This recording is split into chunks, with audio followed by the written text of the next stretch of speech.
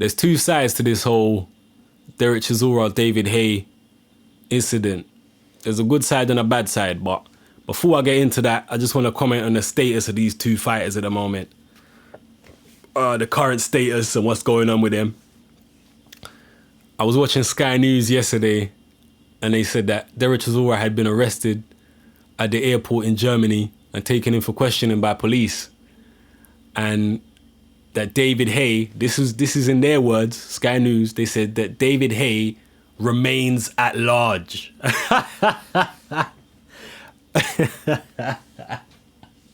Remains at large, you know. At large. At fucking large. Like he's some serial killer or something. Like he's some arch criminal. Oh, fuck Sky News, man. They talk so much shit. Well, the mainstream media just talk shit in general. That's why I can't even watch mainstream media. I can't even read the newspapers. They're full of so much crap, from politics to sport to everything. They're just so full of shit. I can't even deal with mainstream media anymore. But anyway, that's a whole other video. So anyway, since then, both fighters have returned to the UK. There's all type of overreaction in the press. Ban them for life, jail sentences. You know, talk about jail sentences. Oh my God. Yeah, talking about, throw them in jail, this, that, and the other. You know, they might be banned for life from boxing and all this shit. Man, people talk so much crap, man. Like, the incident in itself, yeah, these two fighting, was not a big incident. Yeah, let's get it straight. It was a minor little scuffle. That's all it was. Yeah, that type of thing goes on in, you know, nightclubs every single night, every day. Yeah, I mean, I used to work as a bouncer for years and years in nightclubs here in London. If I had an incident like that, when I was working, for me, that would be a good night, because that incident was a minor incident. You understand? Some guy like hit another guy. No one really got hurt. It was a minor incident. It's not a big deal. You get me? But in terms of the arena of boxing, and then both being celebrities, and, you know, David Haye's a celebrity, Chisora less so, but in terms of that, you know, people see it as this terrible thing. But anyway, you know, they're talking about they both might face life bans, right? If you know the British Border Boxing Control and you know the way the sport of boxing works, there's no way they're going to face life bans, right? The British Border Boxing Control always are lenient on British fighters who are big stars. They always are, because the British Border Boxing Control, one way or another, makes money from these fighters. You understand? If they're not fighting, they're not going to make a lot of money. You know how big this fight would be between Haye and Chisora? You know how much money they're going to generate? You think the British Border Boxing Control is going to say, oh yeah, let's ban them so we can miss out on all those millions? Man, it's not going to happen. The only way it would happen, and if it did happen, the only way that these two guys would be banned for any significant amount of time is if there's some type of political intervention. Yeah? Either, you know, off record or on the record. You understand? Either on the record or off the record. There's some type of political intervention behind the scenes whereby they want to make an example of these two guys for whatever, you know, reason. It would have to take political intervention. I'm talking about government intervention to turn it into a situation where both these guys got their licenses revoked for life. Yeah, that's what it would take.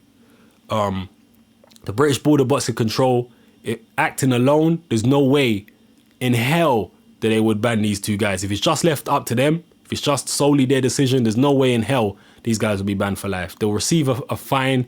They might get a ban for a couple months. That's it, just to appease, you know, the ridiculously, you know, politically correct mainstream media. That's it. You understand? That's the only reason. You know, really and truly, the Boxing Border Control, Frank Warren, you know, and all these other money people involved in boxing, they don't want either of these guys to be banned. They want to get the fight on as soon as possible. You understand? They just realize that they have to watch what they say around the mainstream media, because the mainstream media is so full of shit. they have such a weird, twisted, warped, view of the world that if you say the wrong thing, they might just destroy your whole career. You get me? So whatever, man. But yeah, I can't see either of these guys getting banned for life or anything like that. The promoters like Frank Warren right now, he's loving this. He's loving it. He's licking his lips. He's rubbing his greedy hands together. He can't wait to get this fight on. You know what I mean? He can't wait to get it on. Well, once the dust has settled, trust me, the wheels will be in motion to make this fight happen. It will be a massive fight in the UK. It would make all type of millions. It will probably bring box office back. You get me? If it was on Sky. You know what I mean? Or Warren being the greedy opportunist that he is, he might even make it Box Nation box office. Can you imagine that? People are already paying their subscription to Box Nation. He probably put a box office on top of it. I wouldn't put it past him. But anyway, yeah, man. That's the current situation on both of these fighters at the moment. They're both coming out and giving their reasons as to what happened. Derek Chisora has apologized and said, it was the heat of the moment and he was pissed off by a lot of other things that went on. So he ended up reacting in the way that he did. David Haye, he says that he was just defending himself and that he left the country just because it was nothing to do with not wanting to talk to the police. It was just that he took the Derek Chisora gun threat seriously.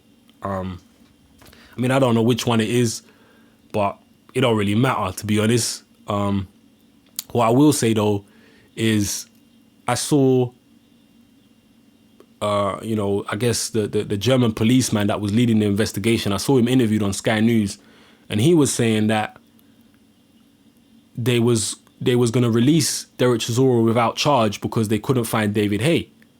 They said without the other protagonists to interview in this investigation, we have to just, end the investigation. So, I don't know how David Haye would have known beforehand how German law works, how much experience he has, with German law and stuff like that. But the fact that they couldn't find Chisora, and they asked him very, clearly on Sky News, they said, so are you saying that just because you can't find David Haye, that you're going to cease this entire investigation? And he said, yeah. So I don't know whether that's standard practice in German, law or whatever.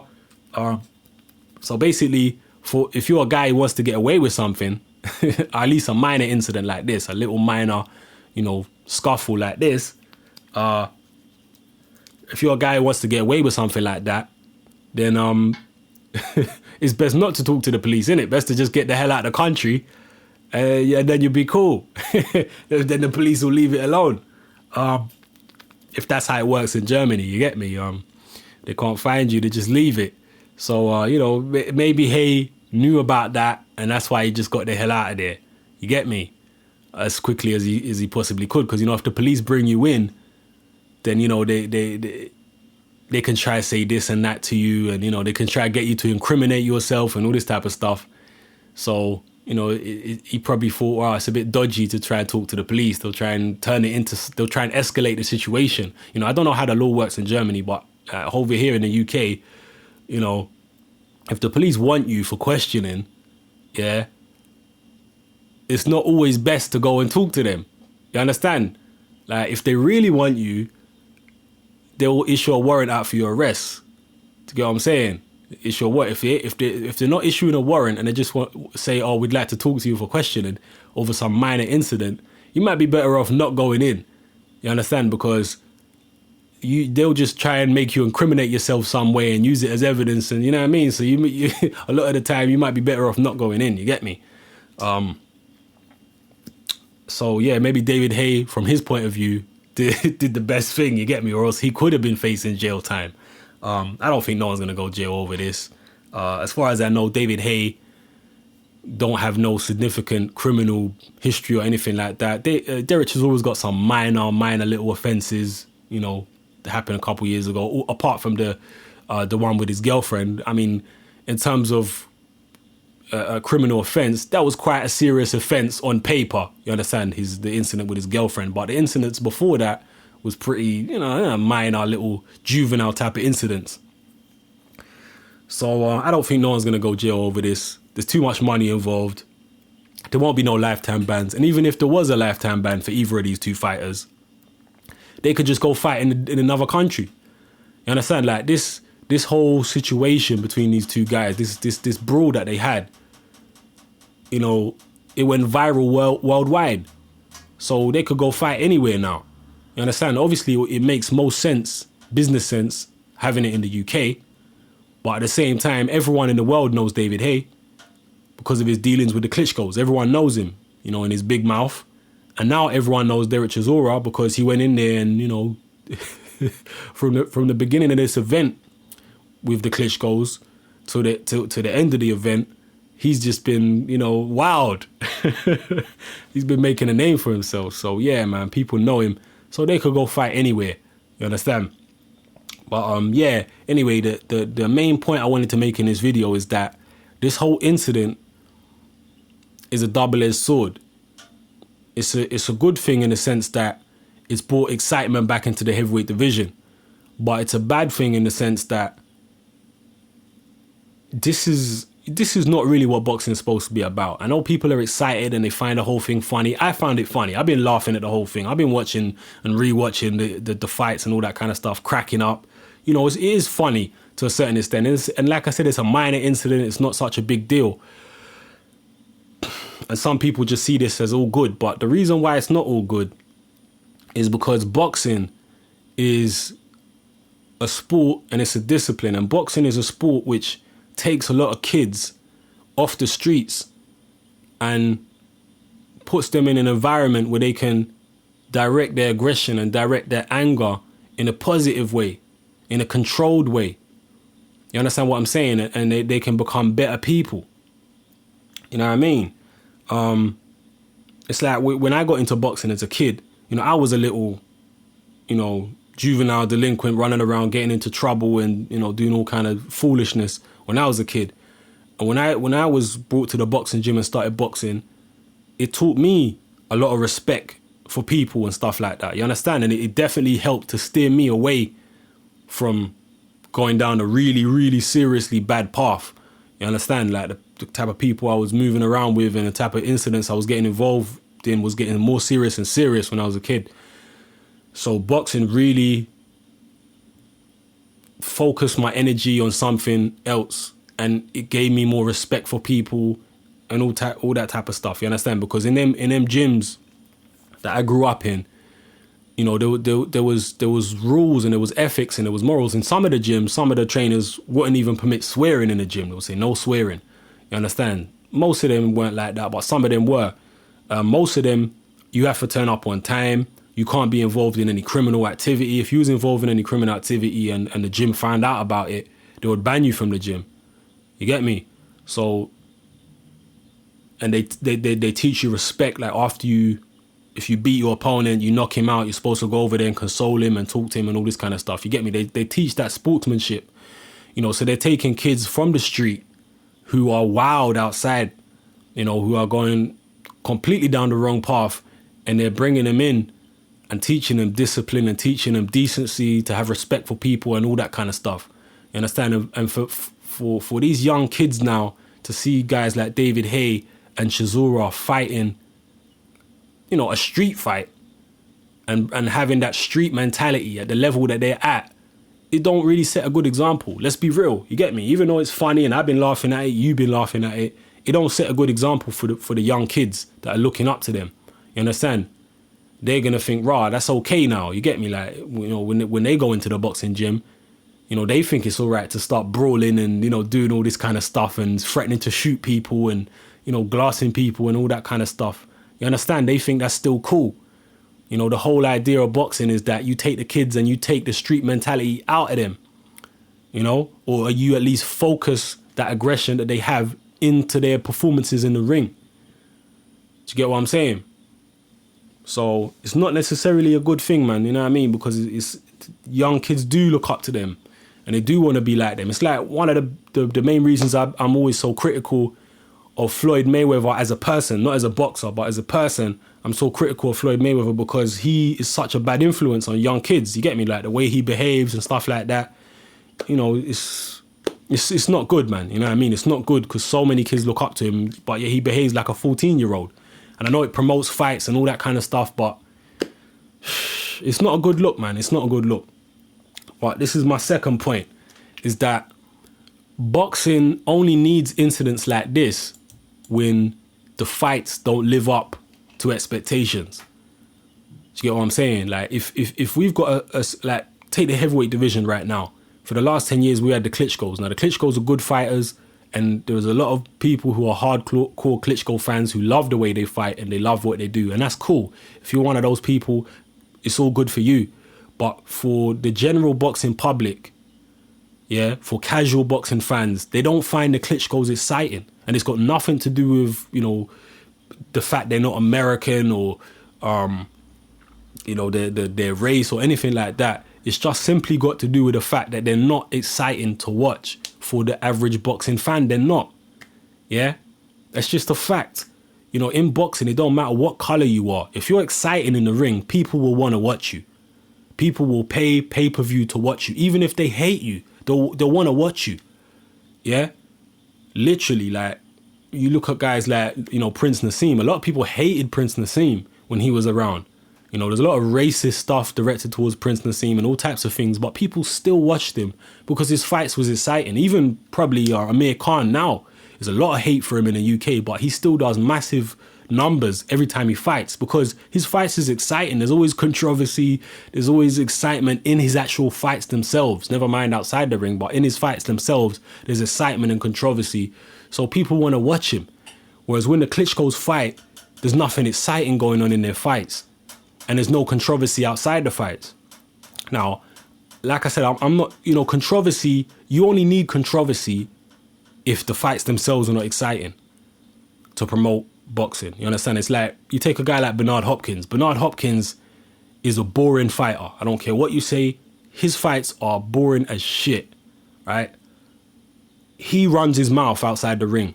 He talks all this smack. He brings up, you know, the racial card and he says all this, you know, tasteless, trashy shit outside the ring because he has to. Because if he didn't, no one would watch him fight. Because he's literally one of the most boring fighters in boxing inside the ring. So he has to talk all this crap to even make people want to watch him. Right? But if you get a fighter who's actually exciting in the ring, then you don't need all this, you know, brawls at press conferences and trash talk and people playing the race card. You don't need all that if you've got guys who are actually exciting inside the ring. You get what I'm saying? And that's the whole thing. So as much as people are saying this incident with Haye and Chisora is good for boxing, it's a double-edged sword. And it's something we wouldn't need if we actually had good fights in the ring. Like, just imagine that this fight with Klitschko and Chisora that happened this last Saturday. Imagine if the fight had turned out to be like the Thriller in Manila. Yeah, no one would be talking about the Chisora and Haye brawl afterwards. You know, it would get probably, you know, 30 words in the back of the newspaper somewhere, right? It wouldn't even be a big deal, but it's such a big deal because the fight wasn't that great. I mean, it was okay. You know, Chisora was more competitive than the average Klitschko opponent since Lennox Lewis, yeah. But in itself, it wasn't a great fight. It was okay. You know, Chisora came forward, he did his thing, he done well. But for the average boxing fan watching it, you know, a neutral person, they wouldn't look at that fight and think, wow, that was an amazing fight. But if it was like the Thriller in Manila and it was a crazy fight and, you know, crazy action, it was absolute brutal war, then, you know, the fight would have got all the headlines instead of the incident afterwards. You understand? Or even if it was a spectacular knockout, you know, in that fight, either Klitschko got knocked out or Chisora got knocked out. If it was some, you know, crazy fight and then it ended in a spectacular knockout, that would have made all the headlines. Yeah. Instead of what happened afterwards. You get me? Because if you look at it now, no one's even talking about the fight. No one is even talking about the fight. They're all just talking about, you know, the incident with David Haye afterwards. No one's even talking about the fight. And that's just a reflection of the Klitschko era in general. You know what I'm saying? It's just been an era where people are just not interested. The average boxing fan is just not interested in the Klitschko era. And like I said, you know, the Klitschko's, gentlemen outside the ring in terms of their public image and all that business, and that's cool. There's nothing wrong with that. But if you're going to be like that outside the ring, you really need to be exciting inside the ring to capture the imagination of the general public. And the Klitschkos are just not. They're effective. They're good fighters. And, you know, for me, Vitaly Klitschko is no question one of the greatest heavyweights of all time. Yeah. In my opinion. But he's not exciting. He might be great, but he might be effective, but he's definitely not exciting. You know, neither of them are. So, you know, that's what it is. But like I said, like I keep saying, if we had exciting fights, we wouldn't need controversy outside the ring. We wouldn't need smack talk. We wouldn't need, you know, trouble at press conferences and all this type of stuff. We wouldn't need all that, man. You know what I mean? So, yeah, that's pretty much what it is, man. That's pretty much what it is. You know, yeah. But yeah, the brawl, man, you know, the brawl was a minor incident. But, you know, one of my friends has been telling me for a while that I should start doing videos about stories or telling stories about when I was a bouncer, you get me? Because a lot of wild stuff happened when I was a bouncer. I was a bouncer for a lot of years. And, you know, a lot of wild stuff went on and what have you, a lot of crazy incidents. And, you know, my friend's been telling me, nah, you should tell them stories, man. You should tell them some of them stories, some of the things that happen, man, because it's entertaining. People want to hear about it. But if you want to hear about it, just drop a comment in the comment section, man. You get me? I might do a couple videos on it. Might turn into a series. I don't know. Depends if there's any interest in it, man. But we'll see. So yeah, that's it. That's my take on this whole Chisora Klitschko thing, David Haye business. It's a double-edged sword. It's good in some ways, bad in others. You know, we don't want kids really behaving like that in boxing. Imagine if all the kids was behaving like that in boxing. You know what I mean? It's like the kids would have no incentive to be disciplined. They'd be behaving like that in press conferences. They'd be behaving like that in the street. They'd be behaving like that all over and thinking it's all good. Do you get what I'm saying? When that's what we're trying to steer the kids away from when we bring them into boxing. We're trying to steer them away from that street mentality that gets them put in prison, that gets them, you know, involved in all this kind of stuff. You get me? But anyway, yeah, man, this video's crazy long, so I'm going to end it right here. Please leave your thoughts and comments in the comment section below. Give me a thumbs up if you like the video. Shout out to all the trolls, all the haters, all the racists, crazy KKK, Combat 18, fucking pussios that have been flagging my videos lately, man. You people, man. You know, I saw something.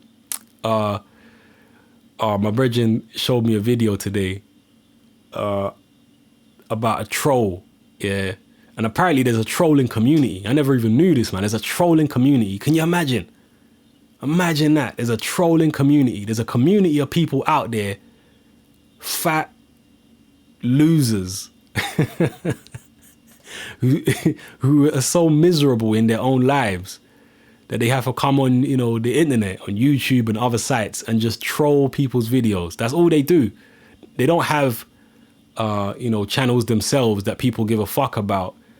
So they have to try and make themselves feel better because no one loves them in the world. So they have to make themselves feel better by trolling other people on the internet. Acting like they're tough guys behind keyboards, man. Some of you people crack me up. But anyway, let me know what you lot think. This is Hat Man. I'm out.